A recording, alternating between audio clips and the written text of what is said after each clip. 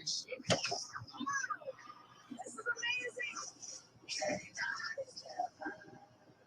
27 minutes before the top of the hour. We are still sitting right now here in Iowa. Anyway, it's 70 degrees with lots and lots of clouds going on, man. A little bit on the rainy side right here in the Fort Dodge metropolitan area.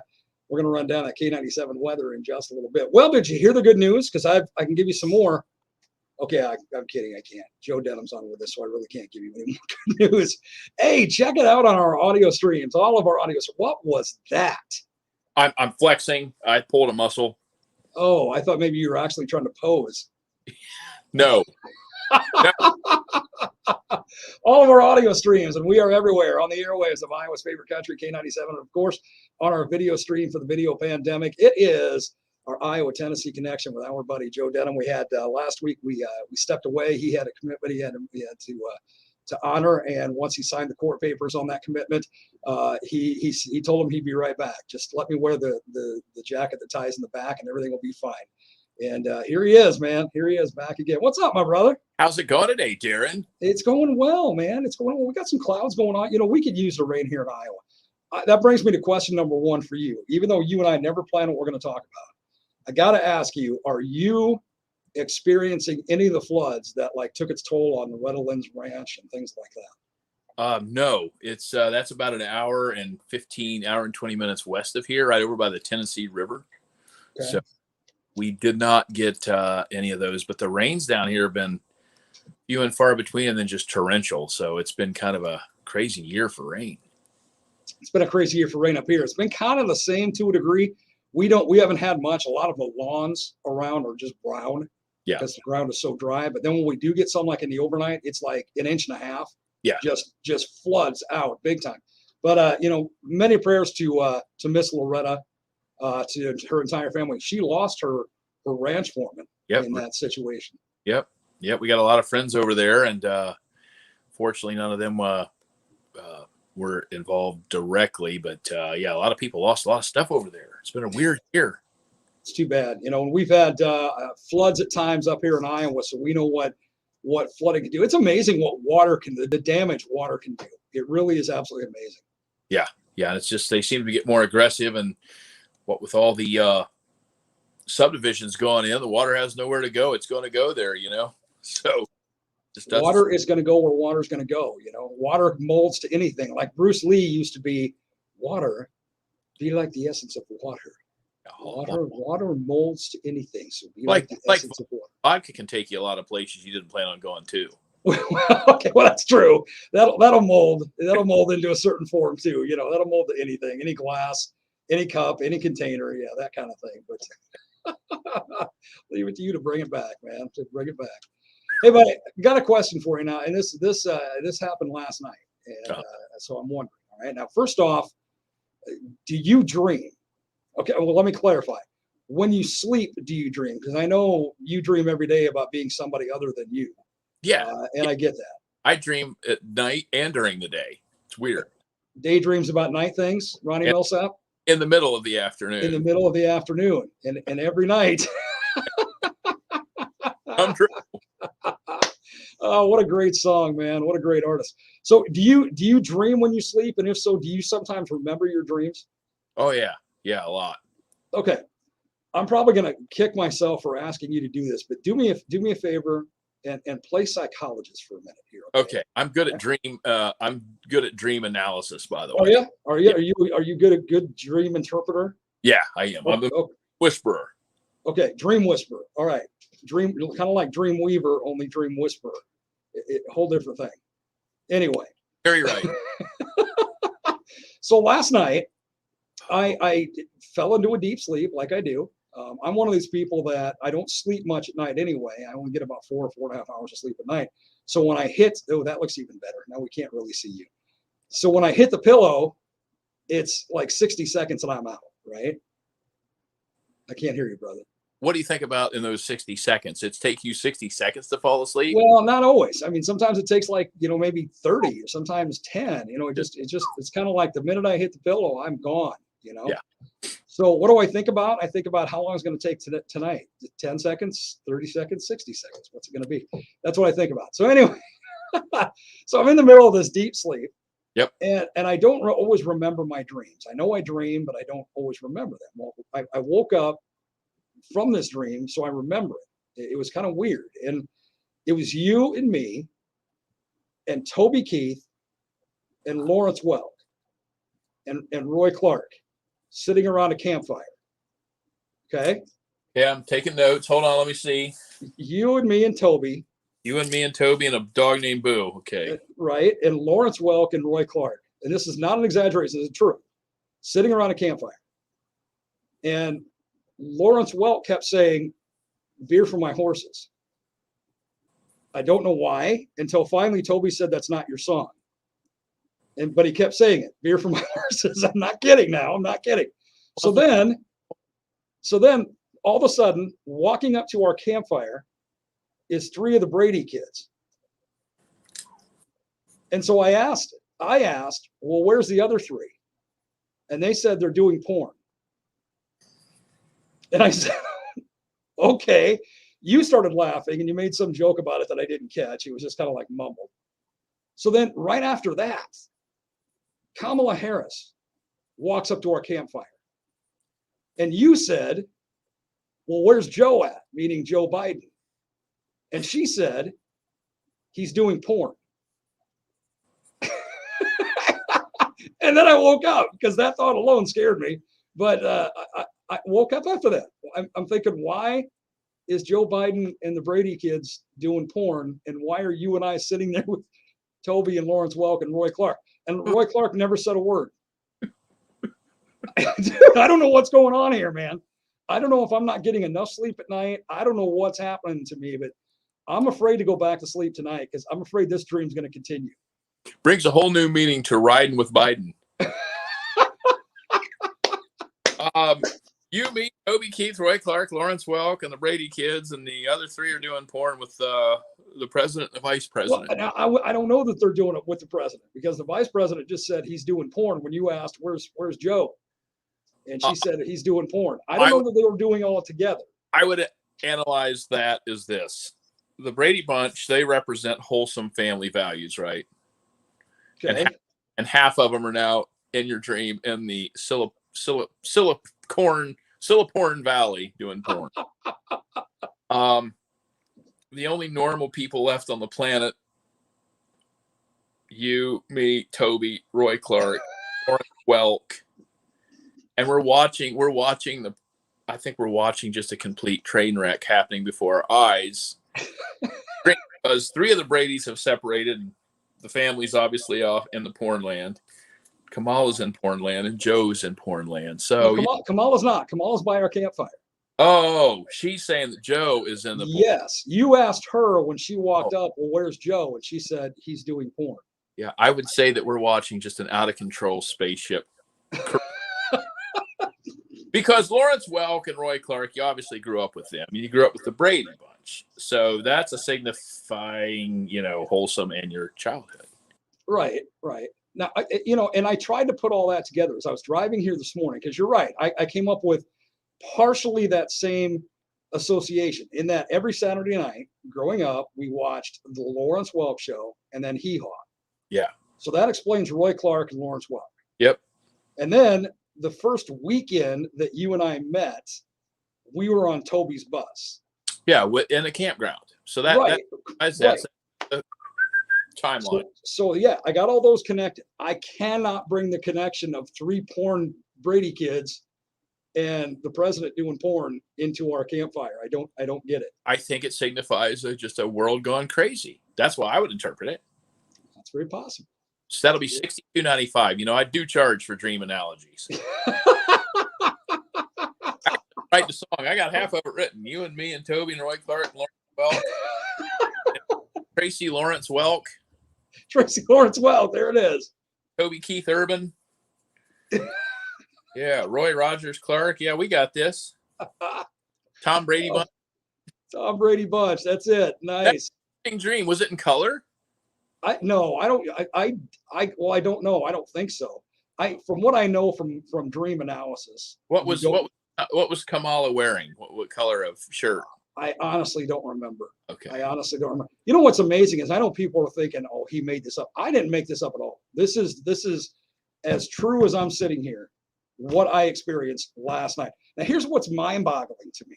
If you go by the psychology experts who do, major dream analysis, number one, they say you don't dream in color, and number two, they say the average dream only lasts 30 seconds. Now, how did I get all that in 30 seconds?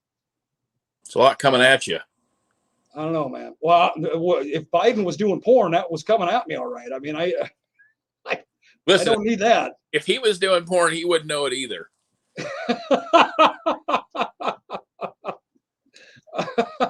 Okay. Well, I appreciate it. Checks in the mail, so to speak. I had to get your opinion because I'm not kidding. I don't usually remember all my dreams. Some I do. This one, literally, I instantly opened my eyes. Like, what did I just experience? Well, I will tell you that, last night we were in the studio late. We're recording some new music. We got 2 new songs that are going to blow you away, better than anything ever in the planet. Well, you heard one. We played one up there. Let's Do It. Yeah. Yeah, we got that recorded last night. And nice. So maybe that's it. Maybe it was we were in creative different places. Maybe that's it, man. Maybe that's it. I mean, I was thinking you, obviously, because I knew you'd be on today. So that scares me to death, first off, that you're in a dream with me. But at least I could associate all the initial players, so to speak. Until you start bringing in the Brady's and the vice president. Then it's like, what in the name of all that is holy is going on here? Nothing holy about any of that, Darren. No, I know. That's what scares me. It was unholy. That's why I say, man, I'm afraid to go back to sleep tonight. If this thing continues, I'm in trouble. I'd like to know the sequel to what happens. Dude, on a different note, we have lost a couple of great country artists in the last few weeks. Razzie Bailey. Razzie was a great artist that we lost. And say it again, man. Bailey and the Boys, right? Yeah. And you as a songwriter, you have to have a strong appreciation for the storyteller, Tom T. Hall. Yeah. I love everything about Tom T. Hall, and he shows up in every one of my songs. So, yeah, that was a big one. We lost Charlie Watts from the Rolling Stones. Right, and I saw your post about that. I didn't realize you actually got to know the man. Yeah, got to know them, and that was the weirdest. You want to talk about like a dream, being on that Stones tour and just watching those guys work. He was the leader of that band, by the way. Really? Yeah. He was the quietest one of the entire band. Did you read the Keith Richards book Life by chance? If you haven't, you should read it. It's amazing. But he tells a story in there that they told on the road, because I said at one point I thought Mick was the leader. He said, and Charlie said, no, Mick's too busy trying to kill Keith to run the band. He said, so I've got to do it. So the story goes is one night Mick Jagger called up Charlie in his hotel room 3 a.m. And Charlie was always the quiet one who didn't party. He'd go off and do his own thing. He'd show up, play his drums, and then leave. And he left the shenanigans to the rest of those hooligans. And Mick Jagger needed him down in the lobby for something at 3 a.m. Called him up all drunk and said, "Where's my drummer at? And I need you down here." So Charlie got up, shaved, put on his 3-piece suit, his vest, and walked down to the lobby and punched Mick right in the mouth. And said, "Don't ever call me your drummer. I'm not your drummer. You're my effing singer. Don't forget it." That's a true story. Oh, that is. He ran that entire band, and they asked, and here's what I'm afraid of. They've always asked how long the Stones will go on, and Mick said, as long as Charlie wants it to. He said, if Charlie's gone, the Stones are over. So I don't know how you have the Stones without Charlie Watts. Well, it's interesting. Now, see, that's something a lot of us may not have known, because we look at, okay, obviously the faces and the characters, so to speak, of the Rolling Stones, Mick Jagger, Keith Richards, without a doubt. Yeah. I mean, who would have thought the quiet one, Charlie Watts, would have been the guy really leading the entire band like he was. Running the whole show, yeah. So, I mean, they had Steve Jordan set to do the fall tour while he got better, but, man, I just don't know if you have the Stones without Charlie. There's just no way. I don't know. We'll see. Well, and with Charlie Watts passing away, that brings on another wonder of the world. And that is, how did he, or as a matter of fact, how does anybody pass away before Keith Richards? I mean, how does that happen? There's going to be two life forms left when the world explodes: cockroaches and Keith Richards. Scared for their life. I think Keith Richards actually passed away in 1987. The Steel Wheels tour. It's like Weekend at Bernie's. He's just still out there. No one told him.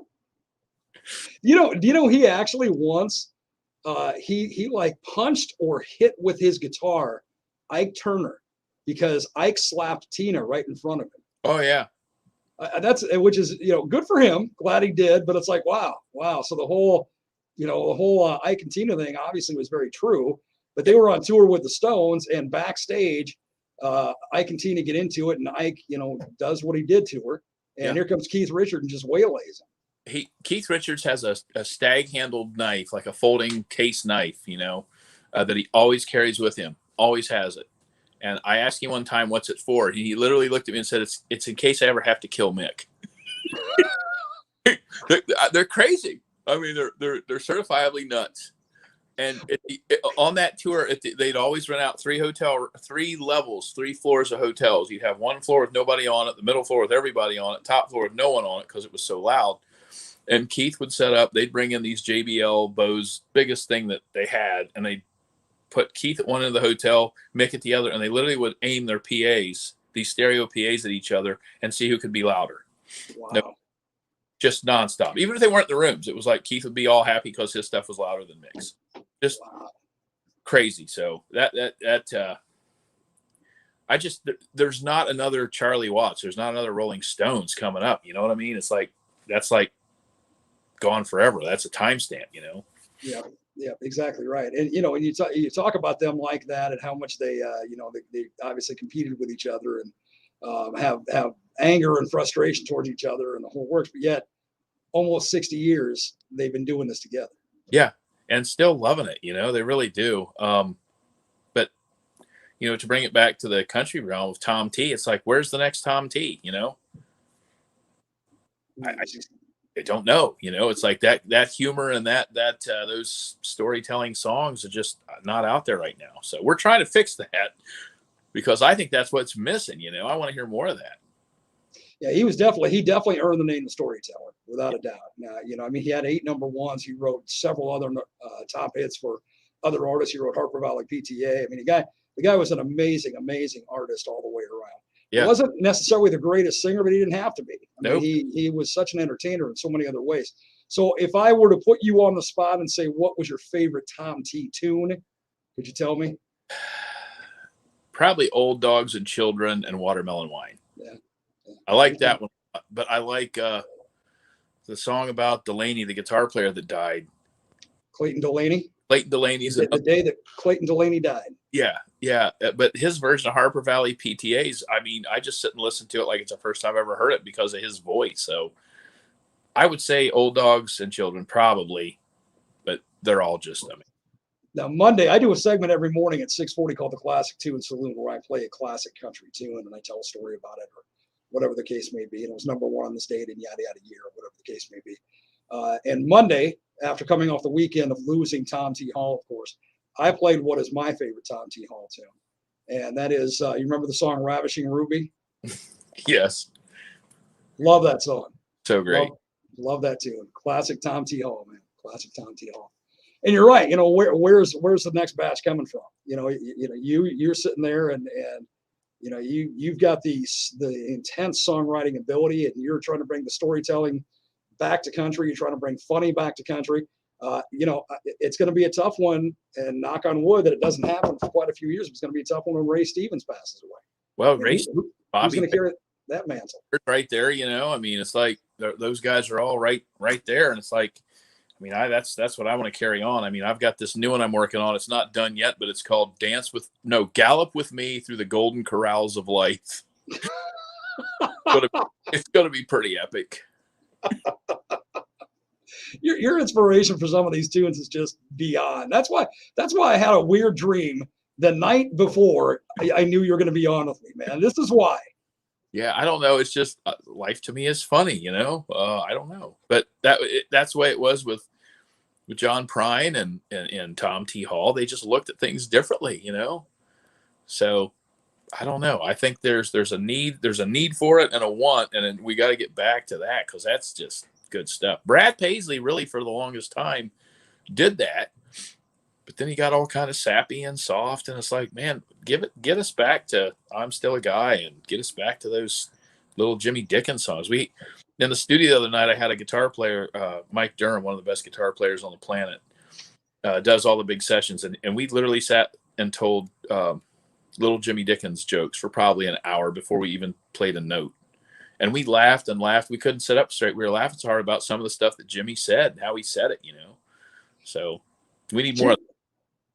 Jimmy Dickens is also to me an amazing, almost an anomaly, because how did one guy for 60 years, literally, stay in the country world and always at the Grand Ole Opry? Every time you saw an Opry show, there's little Jimmy Dickens with his little rhinestone suit on and his big cowboy hat that looked like one of those styrofoam ones or one of those foam ones that are way too big.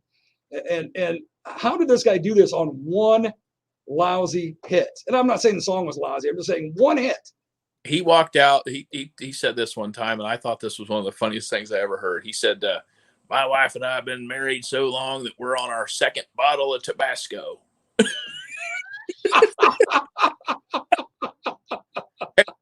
And it was just, it's so funny. He had a way of being hilarious with just everyday things that you don't think about. You know, it's like, that's a long time. Second bottle of Tabasco. That's a long time. It's a very long time. Oh, that's awesome. Hey, speaking of my classic tune saloon that I do every morning at 6:40, today I did the #1 song on this date from 1975. Did you realize that in 1975, it was kind of a strange year in country music because 6 songs hit #1 on the country Billboard charts, and those same 6 hit #1 on the pop Billboard charts in 1975. Now, back then, that was a strange deal because you didn't have a lot of crossover. And so I clarified for my listening audience the difference between then in 1975 and now with all the crossover. Back then, the record labels and the managers and so forth and the artists were not releasing their songs on the pop chart. It just happened to be that pop DJs and rock DJs knew how popular these songs were, grabbed them and started spinning them on their shows.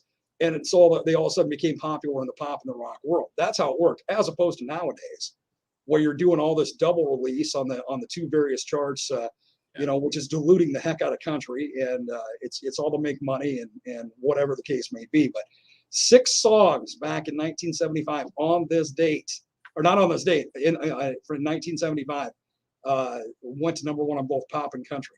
Today in 1975, you can make an argument that this legend, it was his signature tune, top of the charts, 1975 on this date, Rhinestone Cowboy. Yes. Glenn Campbell. Glenn Campbell. You know what the other 5 songs were? Hit me. I'll see if I can remember. Before the Next Teardrop Falls by Freddie Fender. Yep.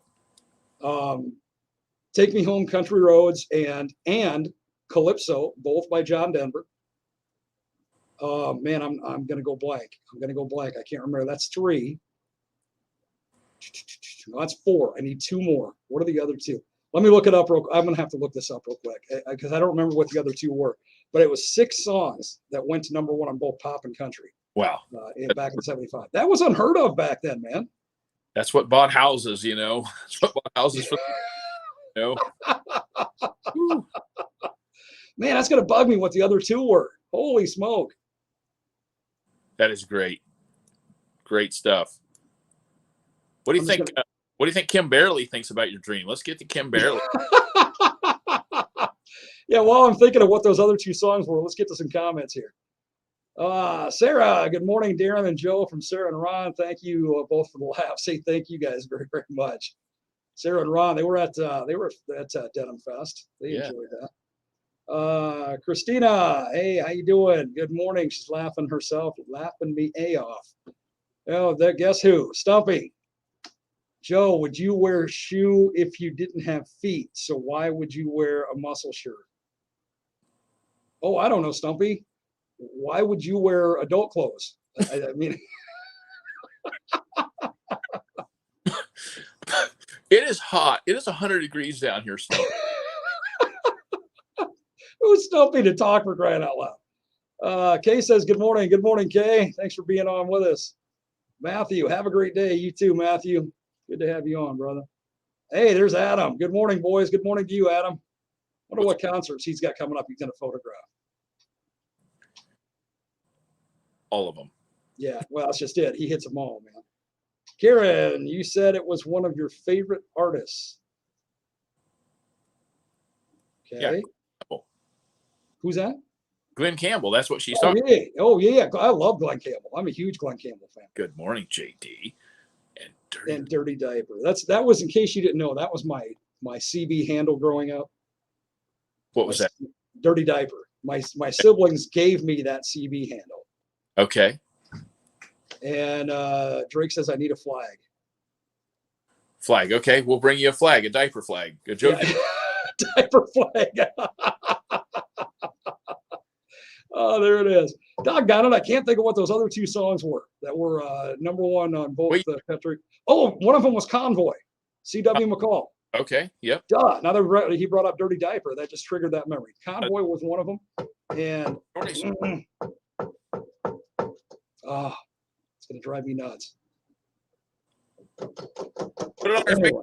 Let's put it on our Facebook next time. What's the sixth song that crossed over 1975? To number one, both country and pop. Somebody can tell us that. I'll send them a flag. First one to tell us the correct answer. Drake, what is it? Come on, Drake. You got to earn that flag. What is it? No, it's not Highway. Highwaymen was 1985. 10 years later. Dude, that's going to drive me insane. That's going to drive me insane. Before the next teardrop falls, Freddie Fender, Rhinestone Cowboy, Glenn Campbell. Take Me Home Country. No, it wasn't Take Me Home Country Roads. It was Thank God I'm a Country Boy. And Calypso by John Denver. Okay, is that all of them then? No. And then Convoy, I'm still missing one. Dude, you got your computer right there. Just look it up. I'm looking right now. It's going to drive me absolutely insane. I'm missing one. What could I be missing? All just monstrous songs, too, every one of them. How do you spell 1975? It's 7443. Blue Eyes Crying in the Rain, know it as. Good guess, though, Kathy. Good guess. That was Willie's first number one. No, that wasn't it, though. Was it Hey, Won't You Play Me Another? Yes! Yeah. BJ Thomas, Hey, Won't You Play Another Somebody Done Somebody Wrong song? Congratulations, Joe. You won one of your own flags. And what kills me is I knew BJ. How could I have forgotten that song, man? And he's another one we sadly just lost not long ago. Man, that breaks my heart. Yeah. That breaks my heart I didn't get that. Well, I'm glad you were there to look it up. Yeah. It's good stuff. Well, listen, I'm going to get back to working out, lifting heavy. Oh, I'm sorry. You were serious. No. Okay. I pulled a muscle again. Man, I got to quit doing it. Brother, we're going to do this again next week. We got to start, even though it's still, less than a year away, we got to start talking about Denim Fest next year, man. We got to start getting the plans going for that and making that happen. So we had so much fun up there. We're coming back, and we got a lot more coming up. So we'll get talking about that. We'll get it going, get some tickets going. We're going to mushroom this thing. We're going to make it, some other Denim Fests and mushroom this thing. Yeah, it's going to be great. Speaking of mushrooms, you're off to have some, right? I tried it. I tried smoking mushrooms one time, and I couldn't keep the pizza lit. If that's, I should probably just stick to the drinks. Mushrooms. Yeah, that's a little beyond you. You have to bring in some professional help. Get Willie in if you're going to do that kind of stuff, man. I don't know. Hey, brother, have a wonderful day. We'll check in with you again next week, and be safe, man. If you're getting some heavy rains, even in an hour from you down there, be very safe because those are dangerous. Okay. Well, I appreciate it. You have a great one, and I will see you next week. Yes, my brother. Love you, man. Love you too. See ya. See you, bud. That's our buddy Joe Denim again with our Iowa-Tennessee connection, as we do every Thursday. And we'll be back again next Thursday. We have no idea what we're going to talk about. We went from talking about the Rolling Stones to dreams to Tom T. Hall, Razzie Bailey, Charlie Watts, things like that, to the number one songs in 1975 that crossed over from pop or country to pop. I mean, we just have no idea. This is why you need to hold on every week when we're on doing our Iowa Tennessee Connection. And it's always fun. Hey, coming up in just a little bit, we're going to have some very special guests in the studio talking about Magwood. And then got to, of course, lots of other things planned for the next hour here on the Morning Train. You stay right here on the ride. That is the Morning Train. It's only on Iowa's